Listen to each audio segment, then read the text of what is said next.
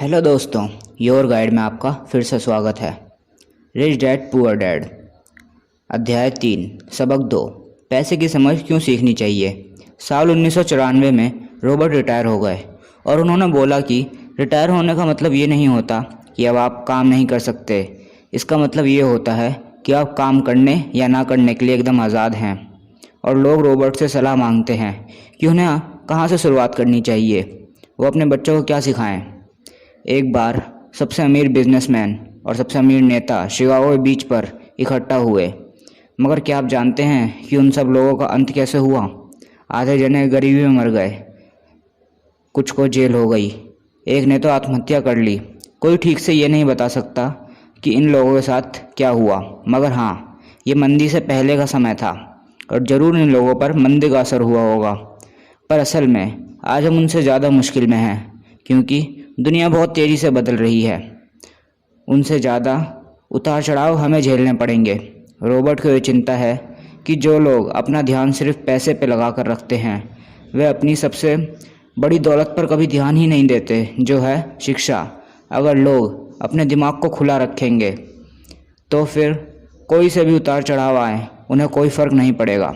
और रॉबर्ट ऐसे ही बहुत सारे लोगों को जानते हैं जो अभी अभी नए करोड़पति बन रहे हैं, और रॉबर्ट उनको चेतावनी देना चाहते हैं कि लंबे समय में ये ज़्यादा महत्वपूर्ण नहीं है कि आपने कितना पैसा कमाया, बल्कि ये है कि आपने कितना पैसा रखा।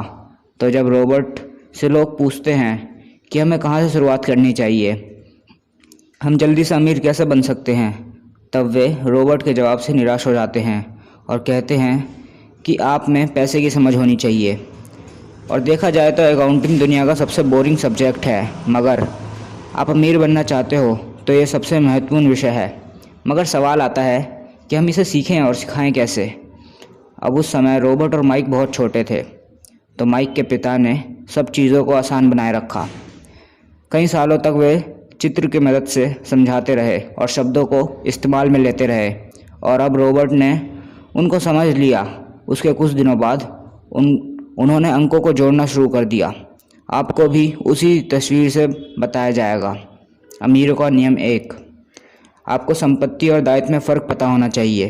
अमीर लोग संपत्ति इकट्ठा करते हैं और गरीब और मध्य वर्गीय लोग दायित्व इकट्ठा करते हैं। और अजीब बात तो ये है कि ये इसे संपत्ति समझ के इकट्ठा करते हैं। और अगर आप इन शब्दों को डिक्शनरी में ढूंढेंगे, ये संपत्ति और दायित्व को, तो वहाँ पे आम आदमी वाली भाषा नहीं लिखी होगी। वो भाषा सिर्फ अकाउंटेंट को समझ में आएगी, वो आम आदमी के लिए नहीं है। आप उसे ढंग से नहीं समझ पाएंगे।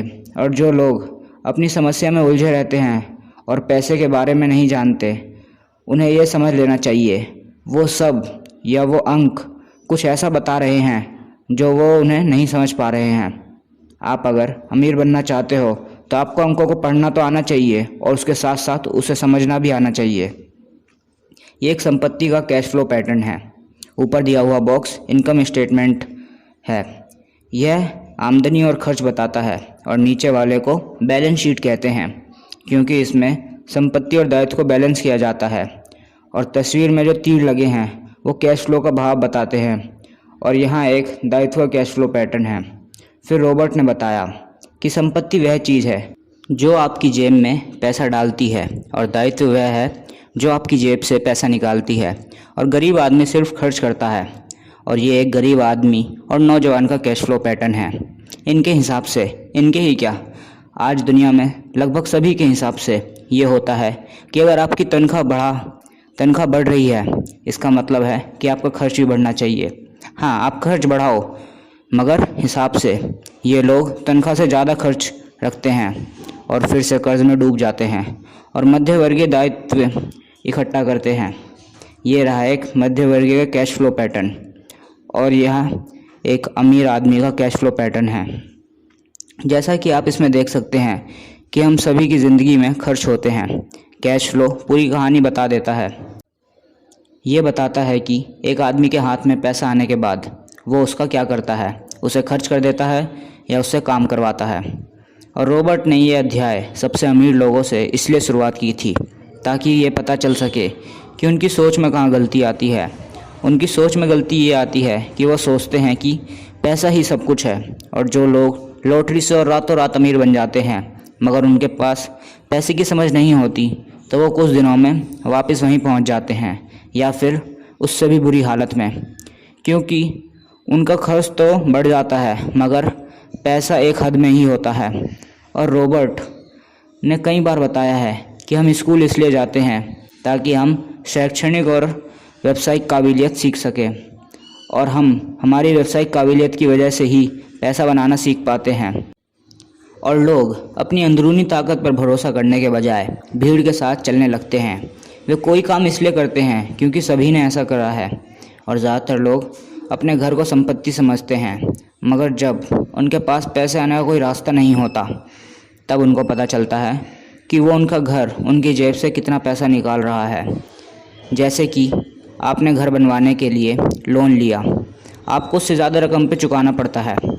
दूसरा, जब आप घर बनाते हैं तो उससे जुड़े और भी खर्च आ जाते हैं, जैसे कि घर के अंदर का सामान, और फिर उस पर प्रॉपर्टी टैक्स दो। और फिर जब सचमुच वो एक मौका आता है जिसका वो इंतज़ार कर रहे होते हैं तो या तो वो उसे देख नहीं पाते, और अगर देख भी लेते हैं तो उसे ख़रीदने के लिए पैसे नहीं होते। और आखिर में बस इतना ही कहना चाहूँगा कि आप इसे याद रखें कि अमीर संपत्ति खरीदते हैं, गरीब खर्च करते हैं, और मध्य वर्ग संपत्ति समझकर दायित्व खरीदते हैं। और पैसे की समझ होना इसलिए ज़रूरी है क्योंकि आप सही से खर्च कर सकें। इसी के साथ ये वीडियो ख़त्म होती है और संपत्ति खरीदते रहिए।